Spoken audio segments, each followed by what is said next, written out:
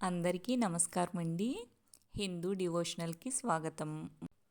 ఈ వీడియోలో ధనుర్మాసం ఎప్పుడు ప్రారంభమవుతుంది, ఎప్పుడు ముగుస్తుంది, ధనుర్మాసం యొక్క విశిష్టత ఏమిటి, ధనుర్మాసంలో వచ్చే ముఖ్యమైన పండుగలు, వాటి తేదీలు, అలాగే పెళ్లి కాని యువతీ యువకులకు ఈ మాసం ఎందుకంత ప్రత్యేకము అనే విషయాల గురించి తెలుసుకుందాం.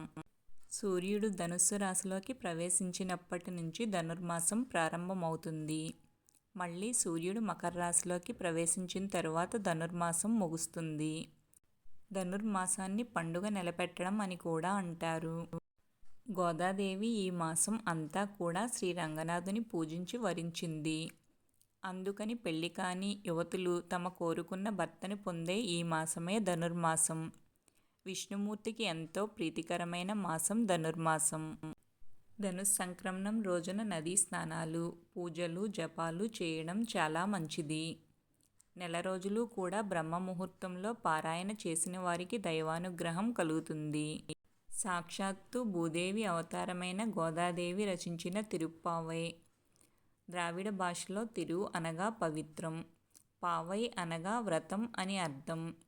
ఈ ధనుర్మాసంలో శ్రీ మహావిష్ణువుని మధుసూదనుడు అనే పేరుతో పూజించి మొదటి 15 రోజులు చక్కెర పొంగలి లేదా పులగం నైవేద్యంగా సమర్పిస్తారు. తరువాత 15 రోజులు దద్దోజనాన్ని నివేదించాలి. మార్గశిర పౌర్ణమి తరువాత వచ్చే పాడ్యం నుంచి ధనుర్మాస వ్రతానికి శ్రీకారం చుడతారు. ఈ వ్రతం వల్ల మోక్షం సిద్ధిస్తుంది. ధనుర్మాసంలో శ్రీకృష్ణుడికి తులసిమాలను సమర్పిస్తే స్త్రీలకు నచ్చిన వరుడితో వివాహం జరుగుతుందని పురాణ కథనం. ఇలాంటి పవిత్రమైన ధనుర్మాసం ఎప్పుడు ప్రారంభమై ఎప్పుడు ముగుస్తుంది అంటే 2024 డిసెంబర్ 16 సోమవారం మార్గశిర బహుళ పాడ్యమితో ప్రారంభమై 2025 జనవరి 13 సోమవారంతో ముగుస్తుంది. ఈ రోజున సూర్యుడు మకర రాశిలోకి ప్రవేశిస్తాడు కనుక ఈ రోజు నుండి ఉత్తరాయణ పుణ్యకాలం ప్రారంభమవుతుంది. 2025 జనవరి 13 సోమవారం భోగి పండుగ. ఈ రోజే గోదాదేవి కళ్యాణం నిర్వహిస్తారు. 2025 జనవరి 14 మంగళవారం మకర సంక్రాంతి జరుపుకుంటారు. సాక్షాత్తు శ్రీ మహావిష్ణువు ముక్కోటి దేవతలతో భూమి మీదకు వచ్చి ఉత్తర ద్వార దర్శనం గుండా భక్తులకు దర్శనం ఇస్తాడు. అంతటి పవిత్రమైన రోజు ఈ ధనుర్మాసంలో ఎప్పుడు ఏ తేదీన వచ్చింది అంటే 2025 జనవరి 10 శుక్రవారం వచ్చింది.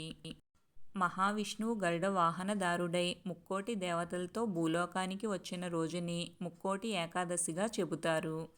పరమ పవిత్రమైన ఈ రోజున ఉత్తర ద్వార దర్శనంతో స్వామివారిని దర్శించుకుంటే జన్మజన్మల పాపాలు తొలగిపోయి పుణ్యలోకాలు ప్రాప్తిస్తాయని పెద్దలు చెబుతారు. తిరుమలలో ఉత్తర ద్వార దర్శనం ముక్కోటి ఏకాదశి అనగా 2025 జనవరి 10 శుక్రవారం నుండి ప్రారంభమై 2025 జనవరి 19 ఆదివారంతో తిరుమల శ్రీవారి వైకుంఠ ద్వార దర్శనం సమాప్తి అవుతుంది. 10 రోజుల పాటు ఉత్తర ద్వార దర్శనంతో శ్రీవారిని దర్శించుకోవచ్చు. మీకు ఈ వీడియో నచ్చితే లైక్ చేయండి, షేర్ చేయండి.